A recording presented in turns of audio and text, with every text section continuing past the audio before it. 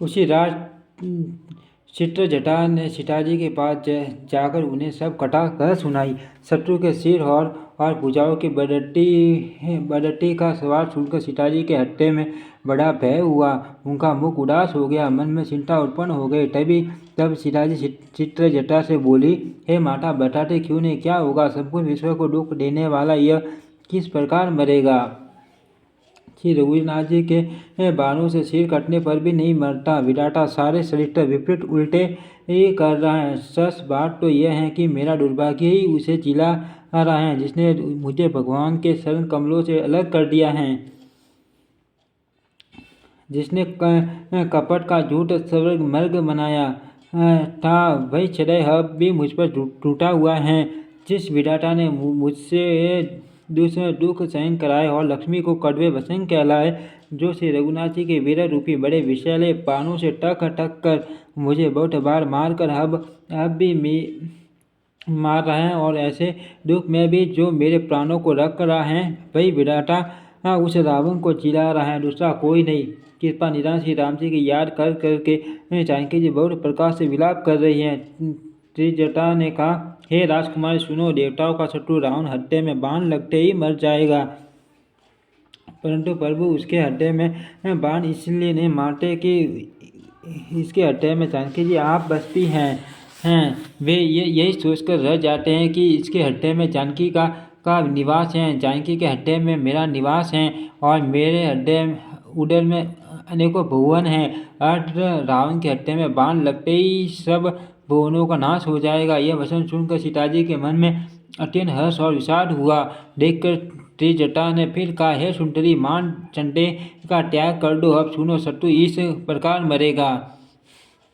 सिरों के बार बार काटे जाने से जब वह व्याकुल हो जाएगा और उसके हृदय से तुम्हारा ध्यान छूट जाएगा, तब सुजान अंतर्यामी श्री रावण के हृदय में बाण मारेंगे। ऐसा कहकर और सीताजी को बहुत प्रकार से समझाकर फिर त्रिजटा अपने घर चली गई। श्री रामचंद्र जी का स्वभाव स्मरण करके जानकी जी को अत्यंत विरह व्यथा उत्पन्न हुई।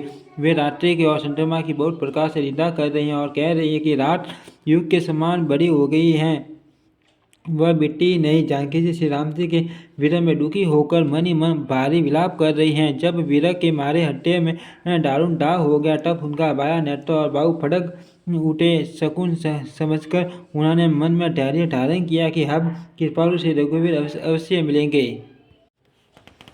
यह आंटी रात को रावण मूर्छा से जगा और अपने सारथी पर रुष्ट होकर कहने लगा, हरे मूर्ख, तूने मुझे रणभूमि में अलग कर दिया। अरे अधम, हरे रणभूमि, तुझे धिक्कार है। सारथी ने शरण पकड़कर रावण को बहुत प्रकार से समझाया। सवेरा उठे ही वह रथ पर चढ़कर फिर दौड़ा। रावण का आना सुनकर वानरों की सेना में बड़ी खलबली मच गई। वे भारी योद्धा जहाँ से पर्वत और वृक्ष उखाड़कर क्रोध से डांट कटाकर दौड़े। विकट और विकराल वानर भालू हाथों में पर्वत लिए दौड़े। वे अत्यंत क्रोध करके प्रहार करते हैं। उनके मारने से राक्षस भाग चले। बलवान वानरों ने शत्रुओं की सेना को विचलित करके फिर रावण को घेर लिया। चारों ओर से चपेटे मारकर और नखों से शरीर भर कर वानरों ने इसको व्याकुल कर दिया। वानरों को बड़ा ही प्रबल देखकर रावण ने विचार किया और अंतर्ध्यान होकर क्षण भर में उसने माया फैलाई। जब उसने पाकड़ माया रचा, तब भयंकर जीव प्रकट हो गए। बेताल, भूत और पिशाच हाथों में धनुष बाण लिए प्रकट हुए। योगिनियाँ एक हाथ में तलवार और दूसरे हाथ में मनुष्य की खोपड़ी लिए ताजा खून पीकर नाचने और बहुत तरह के गीत गाने लगी। वे पकड़ो मारो आदि घोष शब्द बोल रही हैं। चारों ओर सब दिशाओं में यह ध्वनि भर गई। वे मुख फैलाकर खाने दौड़ते, तब वानर भागने लगे। वानर भाग कर जहाँ भी जाते हैं वही आग जलती देखते हैं। वानर भालू व्याकुल हो गए। फिर रावण भालू बरसाने लगा। वानरों को जहाँ तहाँ ठकित शिथिल कर रावण फिर गरजा। लक्ष्मण जी और सुग्रीव सहित सभी वीर अचेत हो गए। हा राम, रघुनाथ पुकारते हुए श्रेष्ठ योद्धा अपने हाथ मलते पछताते हैं। इस प्रकार सबका बल तोड़कर रावण ने फिर दूसरी माया रची। उसने बहुत से हनुमान प्रकट किए, जो पत्थर लिए दौड़े। उन्होंने चारों ओर दल बनाकर श्री रामचंद्र जी को जा घेरा घेरा वे पूँछ उठाकर कटाते हुए पुकारने लगे, मारो पकड़ो जाने न पावे। उनको लंकुर पूछ दसों दिशाओं में शोभा दे रहे हैं और उनके बीच में कौशलराज श्री राम जी हैं। उनके बीच में कौशल राज का सुंदर श्याम शरीर ऐसा शोभा पा रहा है मानो उसे तमाल वृक्ष के लिए अनेक इंद्रधनुषों को श्रेष्ठ बाढ़ घेरा बनाई गई हो। प्रभु को देखकर देवता हर्ष और विषाद युक्त हृदय से जय जय जय ऐसा बोलने लगे। तब श्री रघुवीर ने क्रोध करके एक ही बाण से निमेष मात्र में रावण की सारी माया हल ली। माया दूर हो जाने पर वानर भालू हर्षित हुए और वृक्ष तथा पर्वत लेकर सब लौट पड़े। श्री राम जी ने बाणों के समूह छोड़े, जिनसे रावण के हाथ और सिर फिर कट कर पृथ्वी पर गिर पड़े। श्री राम जी और रावण के युद्ध का क्षेत्र यदि सैकड़ों शेष सरस्वती वेद और कवि अनेक कल्पों तक गाते रहे तो भी वे उसका पार नहीं पा सकते। उसी रात्रि के कुछ गुण गण मन बुद्धि तुलसीदास ने कहे हैं, जैसे मक्खी भी अपने पुरुषार्थ के अनुसार आकाश में उड़ती हैं। सिर और भुजाएं बहुत बार काटी गई, फिर भी वीर रावण मरता नहीं। प्रभु तो खेल कर रहे हैं, परंतु मुनि सिर और देवता उस कलेश को देखकर प्रभु को क्लेश पाते समझकर व्याकुल हैं। काटते सिरों का समूह बढ़ जाता है, जैसे प्रत्येक लाभ पर लोभ बढ़ता है। काटते ही सिरों का समूह बढ़ जाता है, जैसे प्रत्येक लाभ पर लोभ बढ़ता है। शत्रु मरता नहीं और परिश्रम बहुत हुआ। तब श्री रामचंद्र जी ने विभीषण की ओर देखा। शिव जी कहते हैं, हे उमा, जिसकी इच्छा मात्र से काल भी मर जाता है, वही प्रभु सेवक की प्रीति की परीक्षा ले रहे हैं। विभीषण जी ने कहा, हे सर्वज्ञ, हे सरासर के स्वामी, हे शरणागत के पालन करने वाले, हे देवता और मुनियों के सुख देने वाले, सुनिए। इसके नाभि कुंड में अमृत का निवास है। हे नाथ, रावण उसी के बल पर जीता है। विभीषण के वचन सुनते ही कृपालु श्री रघुनाथ जी ने हर्षित होकर हाथ में विकराल बाण लिए। उस समय नाना प्रकार के अशकुन होने लगे। बहुत से गधे, चार और कुत्ते रोने लगे। जगत के दुख अशुभ को सूचित करने के लिए पक्षी बोलने लगे। आकाश में जहाँ तहाँ केतु पूछे तारे प्रकट हो गए। दसों दिशाओं में अत्यंत दाग होने लगा। आग लगने लगी। बिना ही पर्व योग के सूर्य किरण होने लगा। मंडोदरी का हृदय बहुत कांपने लगा। मूर्तियाँ नेत्र मार्ग से जल बहने लगी। मूर्तियाँ रोने लगी। आकाश से वज्रपात होने लगे। अत्यंत प्रचंड वायु बहने लगी। पृथ्वी हिलने लगी। बादल रक्त, बाल और धूल की वर्षा करने लगे। इस प्रकार इतने अधिक अमंगल होने लगे कि उनको कौन कह सकता है। अपरिमित उत्पात देखकर आकाश में देवता व्याकुल होकर जय जय पुकार उठे। देवताओं को भयभीत जानकर कृपालु श्री रघुनाथ जी धनुष पर बाण चंडान करने लगे। कानों तक धनुष को खींचकर श्री रघुनाथ जी ने 31 बाण छोड़े। वे श्री रामचंद्र जी के बाण ऐसे चले मानो काल सर्प हो। एक बाण ने नाभिक के अमृत कुंड को सूख लिया। दूसरे 30 बाण कोप टरके उसके सिरों और भुजाओं में लगे। बाण सिरों और भुजाओं को लेकर चले। सिरों और भुजाओं के सहित रुंड धड़ पृथ्वी पर नाचने लगा। धड़ प्रचंड वेग से दौड़ता है, जिससे धरती धंसने लगी। तब प्रभु ने बाण मारकर उसके 2 टुकड़े कर दिए। मरते समय रावण बड़े घोर शब्द से गरज कर बोला, राम कहाँ हैं? मैं ललकार कर उनको युद्ध में मारूं। रावण के गिरते ही पृथ्वी हिल गई। समुद्र, नदियाँ, दिशाओं के हाथी और पर्वत क्षुब्ध हो उठे। रावण धड़ के दोनों टुकड़ों को फैलाकर भालू और वानरों के समुदाय को दबाता हुआ पृथ्वी पर गिर पड़ा। रावण की भुजाओं और सिरों को मंडोदरी के सामने रखकर राम बाण वहाँ चले जहाँ जगदीश्वर श्री राम जी थे। सब बाण जाकर तर्कस में प्रवेश कर गए। यह देखकर देवताओं ने नगाड़े बजाए रावण का तेज प्रभु के मुख में समा गया। यह देख कर शिवजी और ब्रह्मा जी हर्षित हुए। ब्रह्मांड भर में जय जय की ध्वनि भर गई। प्रबल भुजंडों वाले श्री रघुवीर की जय हो। देवता और मुनियों के समूह फूल बरसाते हैं और कहते हैं, कृपालु की जय हो, मुकुंदन की जय हो, जय हो।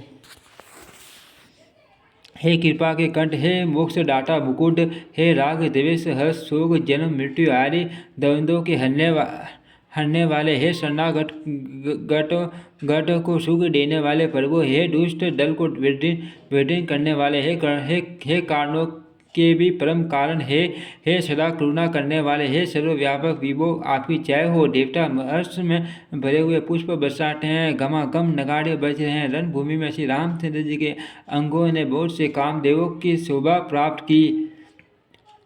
सिर पर जटाओं का मुकुट है, जिसके बीच में अत्यंत मनोहर पुष्प शोभा दे रहे हैं, मानो नीले पर्वत पर बिजली के समूह सहित नक्षत्र सुशोभित हो रहे हैं।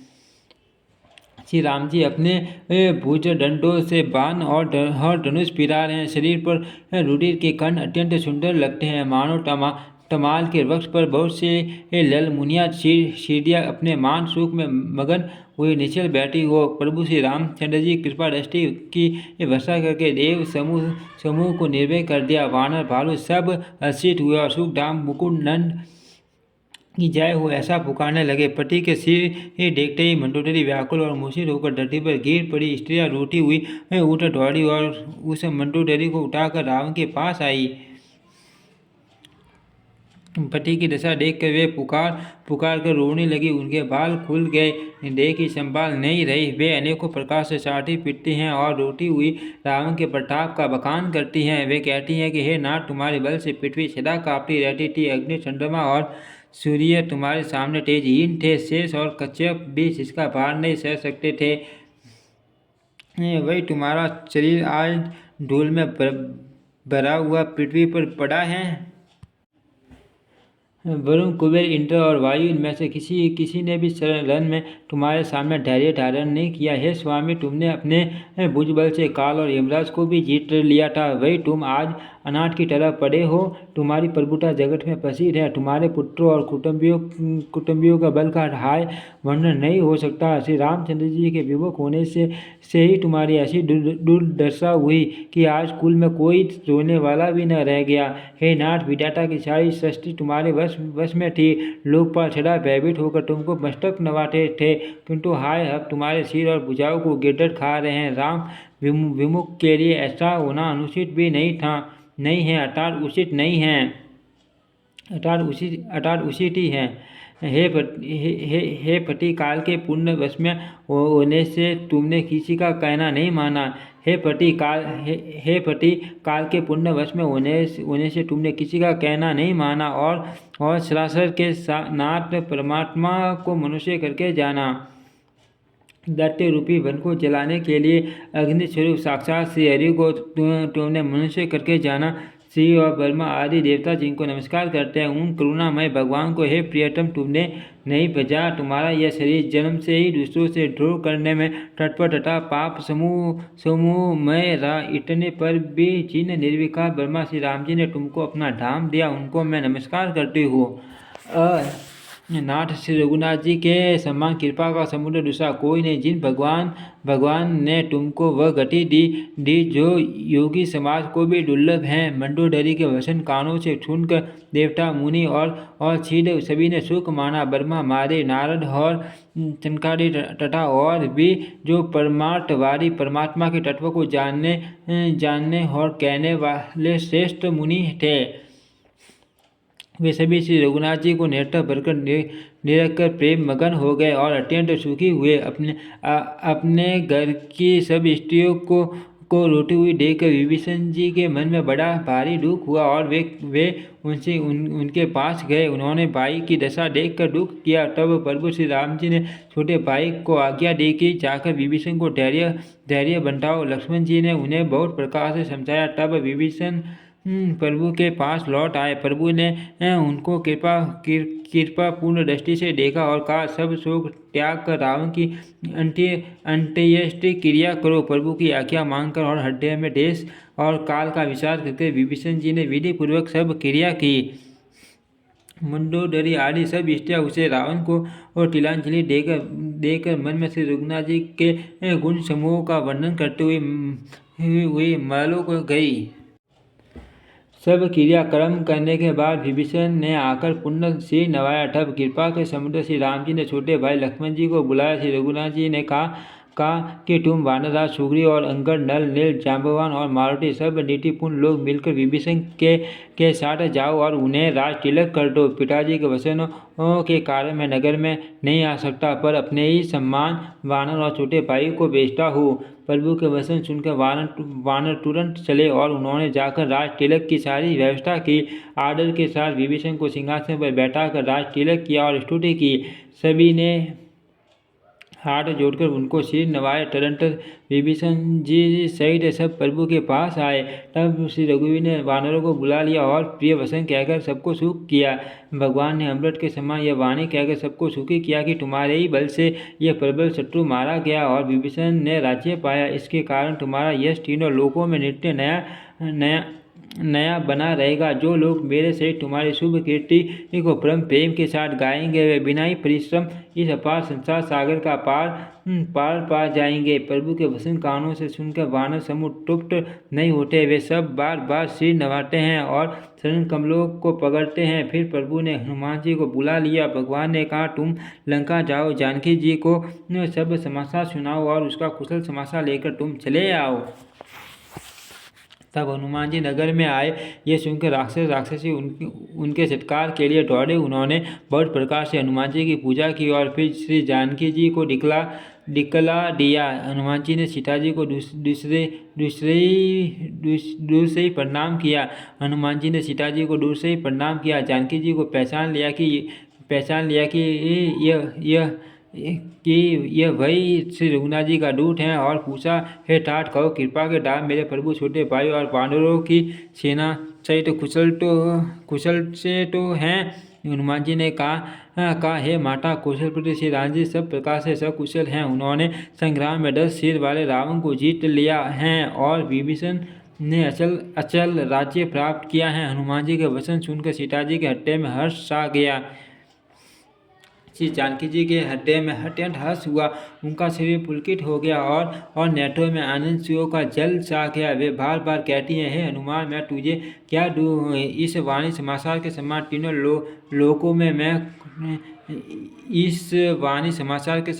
लोकों में और कुछ भी नहीं है। हनुमान जी ने कहा, हे माता सुनिए, मैं आज निसंदेह सारे जगत का राज्य पा लिया। जो मैं रण में शत्रु सेना को जीत कर भाई सहित निर्विकार श्री राम जी को देख रहा हूँ। जानकी जी ने कहा हे पुत्र सुन, समस्त सद्गुण तेरे हृदय में बसे और हे हनुमान श्रेष्ठ लक्ष्मण जी सहित कौशलपति प्रभु सदा तुझ पर प्रसन्न रहे। हे ठाठ, अब तुम वही उपाय करो जिससे मैं इन नेत्रों से प्रभु के कोमल श्याम शरीर के दर्शन करूं। तब श्री रामचंद्र जी के पास जाकर हनुमान जी ने जानकी जी की कुशल समाचार सुनाया।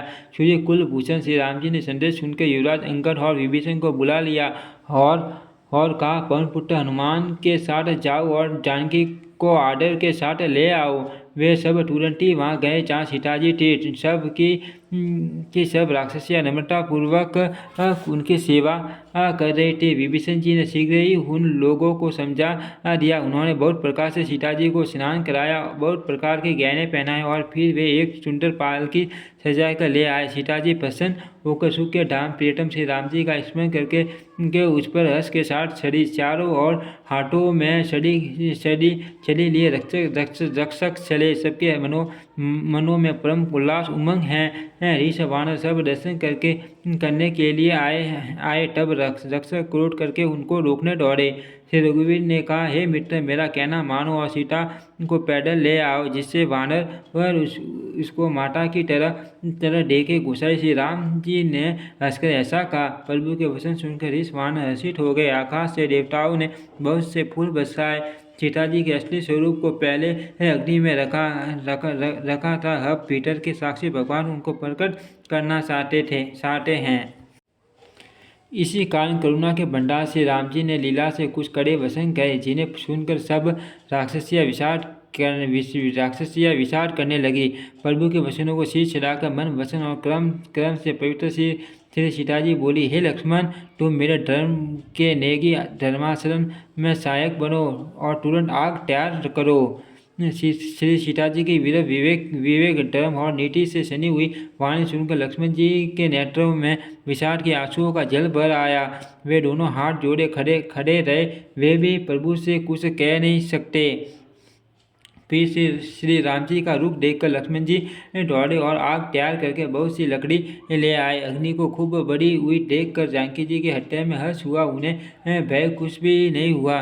सीता जी ने लीला से कहा, यदि मन, वचन और क्रम से मेरे हृदय में श्री रघुवीर को छोड़कर दूसरी गति अन्य किसी का आश्रय नहीं है, तो अग्निदेव जो सबके मन की गति जानते हैं, मेरे भी मन की गति जान के मेरे लिए चंदन के समान शीतल हो जाए।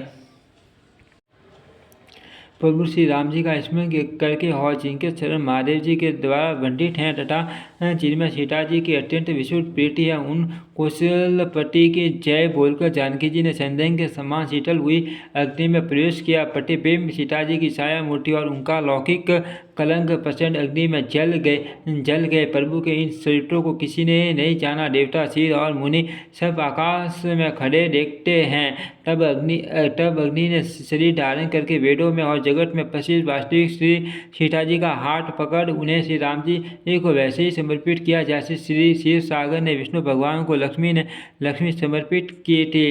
वे सीता जी श्री रामचंद्र जी के वाम भाग में विराजित हुई। उनकी उत्तम शोभा अत्यंत ही सुंदर है, मानो नए खिले हुए नीले कमल के पास सोने के कमल की कला सुशोभित हो। देवता हर्षित होकर फूल बरसाने लगे, आकाश में डंके बजने लगे, किन्नर गाने लगे, विमानों पर सड़ी अप्सराएं नाचने लगी। श्री जानकी जी सहित प्रभु श्री रामचंद्र जी की अपरिमित और अपार शोभा देखकर ऋषि मानव हर्षित हो गए और सुख के साथ श्री रघुनाथ जी की जय बोलने लगे। तब श्री रघुनाथ जी की आज्ञा पाकर इंद्र का सारथी माटली शरणों में सिर नवाकर रथ लेकर चला गया। तदंतर सदा के स्वार्थी देवता आए। वे ऐसे वचन कह रहे हैं मानो बड़े परमार्थी हो। हे दीनबंधु, हे दयालु रघुराज, हे परम देव, आपने देवताओं पर बड़ी दया की। विश्व के द्रोह में तत्पर यह दुष्ट कामी और कुमार पर चलने वाला रावण अपने ही पाप से नष्ट हो गया। आप सम रूप वर्मा अविनाशी नित्य एक रस स्वभाव से उदासीन शत्रु मित्र भाव रहित अखंड निर्गुण मायिक गुणों से रहित अजन्मा निष्पाप निर्विकार अजय अमोघ शक्ति, जिनकी शक्ति कभी व्यर्थ नहीं होती और दयामय हैं। आपने मत्स्य कश्यप वाराणसी वामन और परशुराम के शरीर धारण किए। हे नाथ,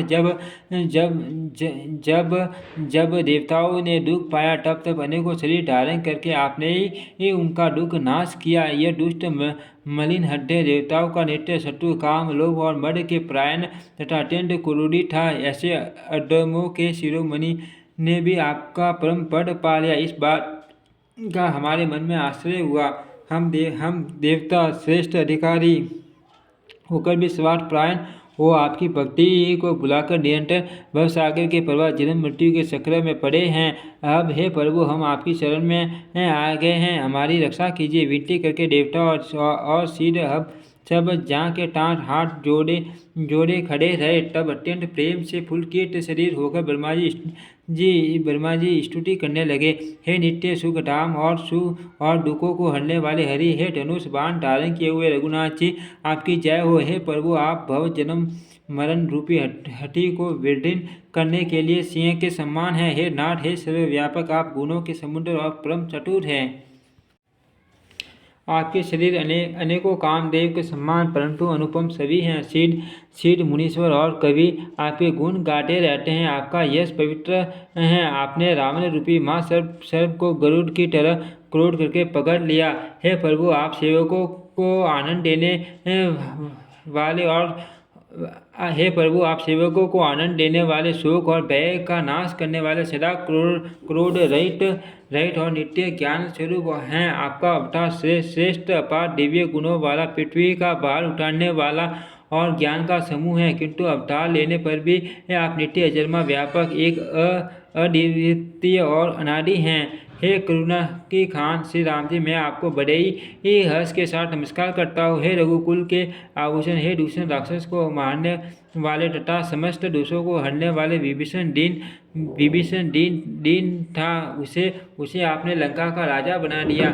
हे गुण और ज्ञान के भंडार, हे मान रहित, हे अजन्मा व्यापक और मायिक विकारों से रहित श्री राम, मैं आपको नित्य नमस्कार करता हूँ। आपके भुजे दंडों का प्रताप और बल पसंद हैं। दुष्ट समूह के नाश करने में आप परम निपुण हैं। हे बिना ही कारण दीनों पर दया तथा उनका हित करने वाले और सुबह के धाम में श्री जानकी जी सहित आपको नमस्कार करता हूँ। आप भवसागर से तारने वाले हैं। कारण रूपा प्रकृति और कार्य रूप जगत दोनों से परे हैं और मन से उत्पन्न होने वाले कठिन दोषों को हरने वाले हैं। आप मनोबाण, धनुष और तरकश धारण करने वाले हैं। लाल कमल के समान रघुवन आपके नेत्र हैं। आप राजाओं में श्रेष्ठ, सुख के मंदिर सुनते श्री लक्ष्मी जी के वल्लभ तथा मद, अहंकार, काम और झूठी ममता के नाश करने वाले हैं।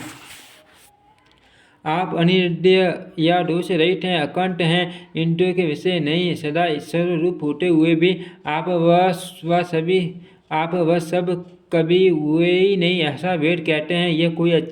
यह कोई दंत कथा कोरी कल्पना नहीं है। जैसे सूर्य और सूर्य का प्रकाश अलग है और अलग नहीं भी, वैसे ही आप भी संसार से भिन्न तथा भिन्न दोनों ही हैं। हे व्यापक प्रभु, ये सब वानर कृतार्थ रूप हैं जो आदर पूर्वक ही आपका मुख देख रहे हैं। और हे हरे, हमारे अमर जीवन और देव दिव्य शरीर को धिक्कार है जो हम आपकी भक्ति से रहित हुए संसार में सांसारिक विषयों में भूले पड़े हैं। हे दीन दयालु, अब दया कीजिए और मेरी उस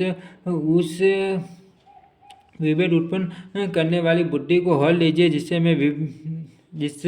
मैं विपरीत कर्म करता हूँ और जो दुख हैं उसे सुख मांगकर आनंद से विसरता हूँ। आप दुष्टों का खंडन करने वाले और पृथ्वी के रमणीय आभूषण हैं। आपके शरण कमल श्री शिव पार्वती द्वारा सेवित हैं। हे राजाओं के महाराज, मुझे यह वरदान दीजिए कि आपके शरण कमलों में सदा मेरा कल्याणदायक अनन्य प्रेम हो। इस प्रकार ब्रह्मा जी ने अत्यंत प्रेम पुलकित शरीर से विनती की। सुबह के समुद्र से राम जी के दर्शन करते करते उनके नेत्र टूटते ही नहीं होते थे। उसी समय दशरथ जी वहां आए। पुत्र श्री राम जी को देखकर उनके नेत्रों में प्रेम अश्रु का जल छा गया। छोटे भाई लक्ष्मण जी सहित प्रभु ने उनकी वंदना की और तब पिता ने उनको आशीर्वाद दिया। श्री राम जी ने कहा, हे तात, यह सब आपके पुण्यों का प्रभाव है जो मैंने अजय राक्षसी राज को जीत लिया। पुत्र के वचन सुनकर उनकी प्रीति अत्यंत बढ़ गई। नेत्रों में जल छा गया और रोमावली खड़ी हो गई। श्री रघुवीर जी ने पहले के विपरीत काल के प्रेम को विचार कर पिता की ओर देख कर ही उन्हें अपने स्वरूप का ढूंढ ज्ञान करा दिया। हे उमा, दशरथ जी ने भेद भक्ति में अपना मन लगाया था, इसी से उन्होंने कैवल्य मोक्ष नहीं पाया। माया रहित सचिदानंदमय स्वरूप भूत दिव्य गुण युक्त सगुण स्वरूप की उपासना करने वाले भक्त इस प्रकार मोक्ष लेते भी नहीं। उनको श्री राम जी अपनी भक्ति देते हैं। प्रभु को इष्ट बुद्धि से बार बार प्रणाम करके दशरथ जी हर्षित होकर देवलोक को चले गए। छोटे भाई लक्ष्मण जी और जानकी जी सहित परम कुशल प्रभु श्री कौशलाधीश की शोभा देख कर देवराज इंद्र मन में हर्षित होकर स्तुति करने लगे। शोभा की धाम शरणागत को विश्राम देने वाले श्रेष्ठ तरकश, धनुष और बाण धारण किए हुए प्रबल प्रतापी भुजदंडों वाले श्री रामचंद्र जी की जय हो। हे खर और दूषण के शत्रु और राक्षसों की सेना के मर्दन करने वाले आपकी जय हो। हे नाथ, आपने इस दुष्ट को मारा जिससे सब देवता सनाथ सुरक्षित हो गए। हे भूमि का भार हरने वाले, हे अपार श्रेष्ठ महिमा वाले, आपकी जय हो। हे रावण के हे शत्रु, हे कृपालु, आपकी जय हो। आपने राक्षसों का बेहाल तस नस कर दिया। लंकापति रावण को अपने बल का बहुत घमंड था। उसने देवता और गंधर्व सभी को अपने वश में कर लिया था, और वह मुनि सिद्ध मनुष्य पक्षी और नाग आदि सभी के हट पूर्वक हाथ धोकर पीछे पड़ गया था। वह दूसरों से विद्रोह करने में तत्पर और अत्यंत दुष्ट था। उस पापी ने वैसा ही फल पाया। अब हे दीनों पर दया करने वाले, हे कमल के समान विशाल नेत्रों वाले, सुनिए। मुझे अत्यंत अभिमान था कि मेरे समान कोई नहीं, पर अब प्रभु आपके शरण कमलों के दर्शन करने से दुख समूह का देने वाला मेरा वह अभिमान जाता रहा।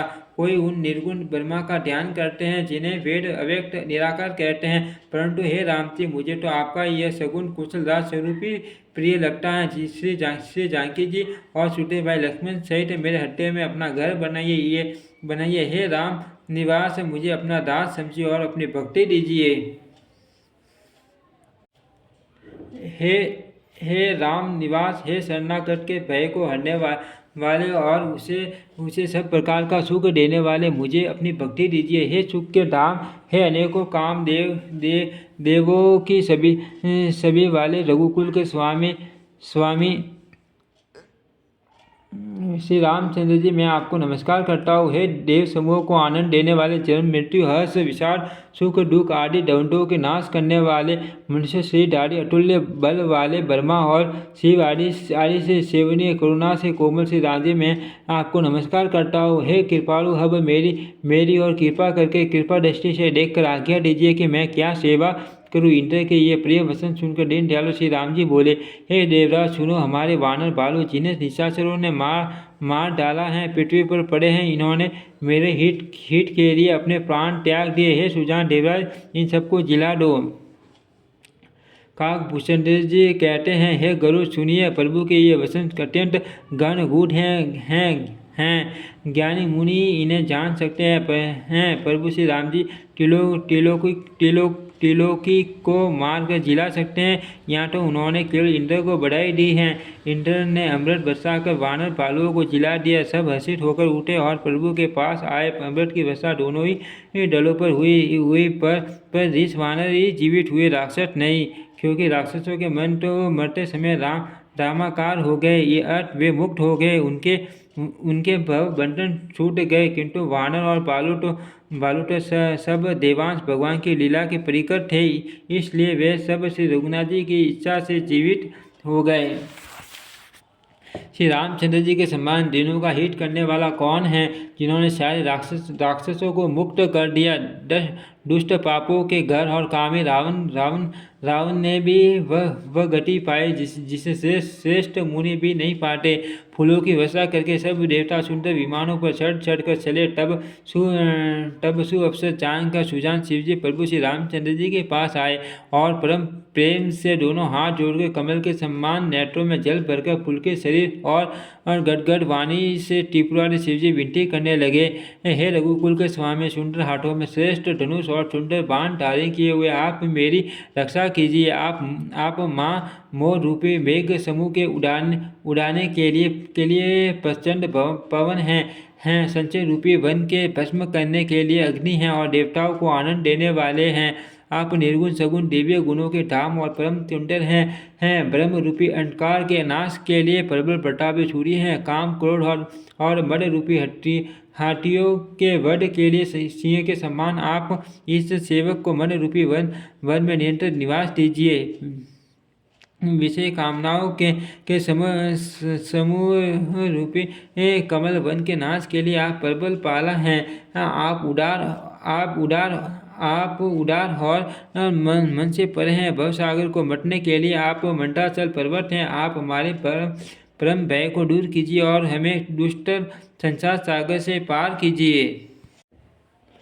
हे श्याम सुंदर शरीर, हे कमल नयन, हे दीन बंधु, हे शरणागत को दुख से छुड़ाने वाले, हे हे राजा रामचंद्र जी, आप छोटे भाई लक्ष्मण और जानकी जी सहित निरंतर मेरे हृदय के अंदर निवास कीजिए। आप मुनियों को आनंद देने वाले पृथ्वी मंडल के भूषण तुलसीदास के प्रभु और भय का नाश करने वाले हैं। हे नाथ, जब अयोध्यापुरी में आपका राज तिलक होगा तब हे कृपा सागर मैं आपकी उदार लीला देखने आऊँगा। जब शिवजी विनती करके चले गए तब विभीषण जी प्रभु के पास आए और चरणों में सिर नवाकर कोमल वाणी से बोले, हे सारंग धनुष के धारण करने वाले प्रभु, मेरी विनती सुनिए। आपने कुल और सेना सहित रावण का वध किया, त्रिभुवन में अपना पवित्र यश फैलाया और मुझ दिन पापी बुद्धिहीन और जातिहीन पर बहुत प्रकार से कृपा की। अब हे प्रभु, इस दास के घर को पवित्र कीजिए और वहां चलकर स्नान कीजिए, जिससे युद्ध की थकावट दूर हो जाए। हे कृपालु, खजाना महल और संपत्ति का निरीक्षण कर प्रसन्नतापूर्वक वानरों को दीजिए। हे नाथ, मुझे सब प्रकार से अपना लीजिए और फिर हे प्रभु, मुझे साथ लेकर अयोध्यापुरी को पधारिए। विभीषण के कोमल वचन सुनते ही दीन दयालु प्रभु के दोनों विशाल नेत्रों में प्रेम आंसुओं का जल भर आया। श्री राम जी ने कहा, हे भाई सुनो, तुम्हारा खजाना और घर सब मेरा ही है, यह बात सच है। पर भरत की दशा याद करके मुझे एक एक पल कल्प के समान बीत रहा है। तपस्वी के वेश में कष्ट डुबले शरीर से निरंतर मेरा नाम जप कर रहे हैं। हे सखा, वही उपाय करो जिससे मैं जल्दी से जल्दी उन्हें देख सकूं। मैं तुमसे अनुरोध करता हूँ, यदि अवधि बीत जाने पर जाता हूँ तो भाई को जीता न पाऊंगा। छोटे भाई भरत जी का प्रीति का स्मरण करके प्रभु का शरीर बार बार पुलकित हो रहा है।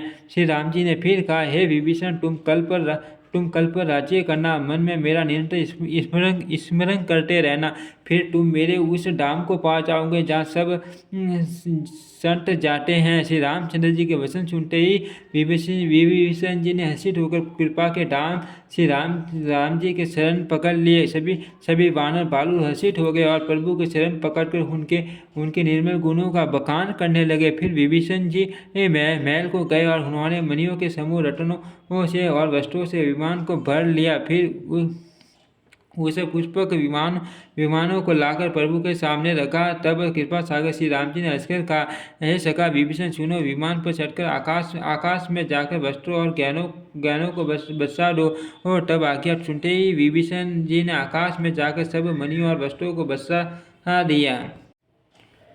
जिसके मन को जो अच्छा लगता है वह वही ले लेता है। मणियों के मुंह में लेकर वानर फिर उन्हें खाने की चीज न समझकर उगल देते हैं। यह तमाशा देखकर मन परम विनोदी और कृपा के धाम श्री राम जी, सीता और लक्ष्मण जी हंसने लगे, जिनको मुनि ध्यान में भी नहीं पाते, जिन्हें वेद नेति कहते हैं। वे कृपा के समुद्र श्री राम जी वानरों के साथ अनेकों प्रकार के विनोद कर रहे हैं।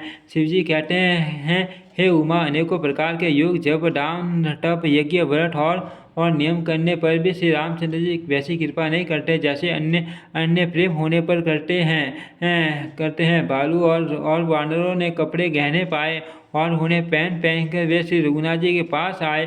अनेकों जातियों के वानरों को देखकर कुशल पति श्री राम जी बार बार हंस रहे हैं। श्री रघुनाथ जी ने कृपा दृष्टि देखकर सब पर दया की। फिर वे कोमल वचन बोले, हे भाइयों, तुम्हारे ही बल से मैंने रावण को मारा और फिर विभीषण का राज तिलक किया। अब तुम सब अपने अपने घर जाओ, मेरा स्मरण करते रहना और किसी से डरना नहीं है। ये वचन सुनते ही सब वानर प्रेम में विहल होकर हाथ जोड़कर आदर पूर्वक बोले, प्रभु, आप जो कुछ भी कहे आपको सब सोता है, पर आपके वचन सुनकर हमको मोह होता है। हे रघुनाथ जी, आप तीनों लोकों के ईश्वर हैं। हम वानरों को दीन जानकर ही आपने स्नात कृतार्थ किया है।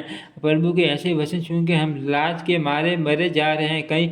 कहीं मच्छर भी गरुड़ का हित कर सकते हैं। श्री राम जी का रूप देखकर 10 वानर प्रेम में मगन हो गए। उनकी घर जाने की इच्छा नहीं है, परंतु प्रभु की प्रेरणा आज्ञा से सब वानर भालू श्री राम जी के रूप को हृदय में रखकर और अनेकों प्रकार से विनती करके हर्ष और विषाद रहित घर को चले। वानरराज सुग्रीव राज, जांबवान, अंगद, नल और हनुमान तथा विभीषण सहित और जो बलवान वानर सेनापति हैं वे कुछ कह नहीं सकते। प्रेमवश नेत्रों में जल भरकर नेत्रों का पलक मारना छोड़कर टकटकी लगाए सम्मुख होकर श्री राम जी की ओर देख रहे हैं। श्री रघुनाथ जी ने उनका अतिशय प्रेम देखकर सबको विमान पर चढ़ा लिया। तदंतर मन ही मन विप्र सवर्णों में सिर नवाकर उत्तर दिशा की ओर विमान चलाया। विमान के चलते समय बड़ा शोर हो रहा है। सब कोई श्री रघुवीर की जय कर रहे हैं। विमान में एक अत्यंत ऊंचा मनोहर सिंहासन है। उस पर सीता जी सहित प्रभु श्री रामचंद्र जी विराजमान हो गए। पत्नी से श्री राम जी ऐसे सुशोभित हो रहे हैं मानो सुमेरु के शिखर पर बिजली सहित श्याम मेघ ओ सुंदर विमान बड़ी शीघ्रता से चला। देवता हर्षित हुए और उन्होंने फूलों की वर्षा की। अत्यंत सुख देने वाली 3 प्रकार की शीतल मंद सुगंधित वायु चलने लगी। समुद्र, तालाब और नदियों का जल निर्मल हो गया। चारों ओर सुंदर शकुन होने लगे। सबके मन प्रसन्न हैं। आकाश और दिशाएं निर्मल हैं। श्री रघुवीर ने कहा हे सीते, रणभूमि देखो, लक्ष्मण ने यहाँ इंद्र को जीतने वाले मेघनाथ को मारा था। हनुमान और अंगद के मारे हुए ये भारी भारी निशाचर रणभूमि में पड़े हैं। देवताओं और मुनियों को दुख देने वाले कुंभकर्ण और रावण दोनों भाई यहाँ मारे गए। मैंने यहाँ पुल बनवाया और सुखधाम श्री शिव जी की स्थापना की। तदंतर कृपा निधान श्री राम जी ने सीता से श्री रामेश्वर महादेव को प्रणाम किया।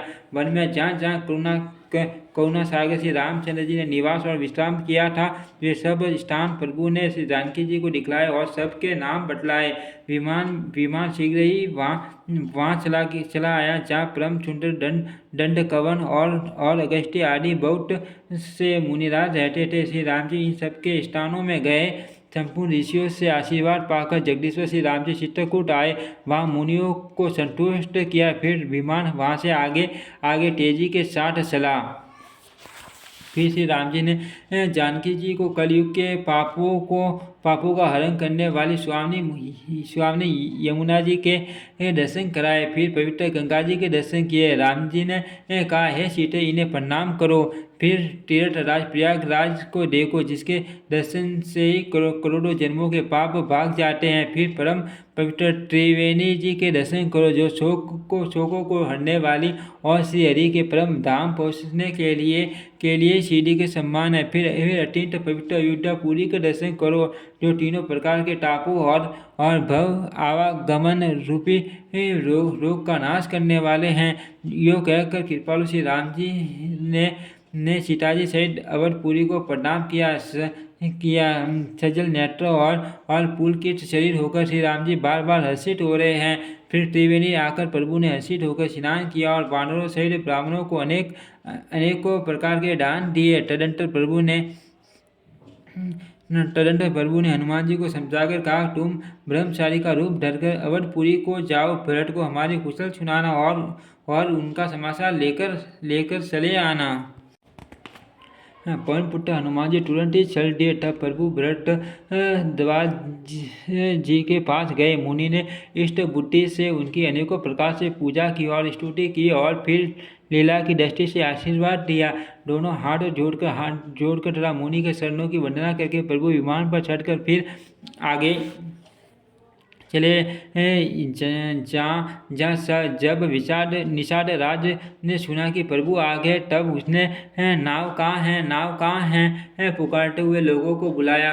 इतने में विमान गंगा जी को लांघकर इस पार आ गया और प्रभु की आज्ञा पाकर वह किनारे पर उतरा। तब सीता जी बहुत प्रकार से गंगा जी की पूजा करके फिर उनके चरणों पर गिरी।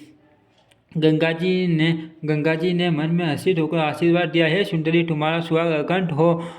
भगवान के तट पर उतरने की बात सुनते ही निषादराज ग्रह प्रेम में विहल होकर दौड़ा। परम सुख से परिपूर्ण होकर वह प्रभु के समीप आया और श्री जानकी जी सहित प्रभु को देखकर वह आनंद समाधि में मगन होकर पृथ्वी पर गिर पड़ा। उसे शरीर की छूटी न रही। श्री रघुनाथ जी ने उसका परम प्रेम देखकर उसे उठाकर हर्ष के साथ हृदय से लगा लिया।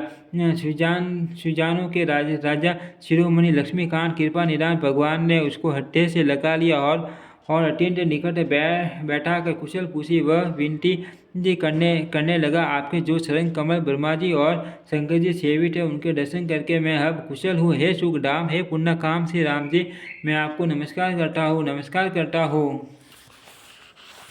सब प्रकार से निष्ठ उस निषाद को भगवान ने ब्रज जी की भांति हड्डे से लगा लिया। तुलसीदास जी कहते हैं, इस मन बुद्धि ने मैंने मोहवश उस प्रभु को भुला दिया। रावण के शत्रु का यह पवित्र करने वाला सहित सदाई श्री राम जी के शरणों में प्रीति उत्पन्न करने वाला है। यह कामड़ी विकारों का अन्य वाला और भगवान के स्वरूप का विशेष ज्ञान उत्पन्न करने वाला है। देवता सिद्ध और मुनि आनंदित होकर इसे गाते हैं। जो सुजान लोग श्री रघुवीर वीर की समर विजय समृद्धि लीला को सुनते हैं, उनको भगवान नित्य विजय विवेक और विभूति ऐश्वर्य देते हैं। अरे मन विचार करके देख ये कली काल पापों का घर है। इसमें श्री रघुनाथ जी के नाम को छोड़कर पापों के बचने के लिए दूसरा कोई आधार नहीं है। मासा प्रयाण 27वां विश्राम। इति श्रीमद् रामचरितमानसे सकल कलि कलुष विध्वंसने षष्ठ सोपान समाप्त। कलयुग के समस्त पापों का नाश करने वाले श्री रामचरितमानस का यह 6वां सोपान समाप्त हुआ। लंका कांड समाप्त। ओम श्री रामचरितमानस नमः। ओम श्री रामचरितमानस नमः।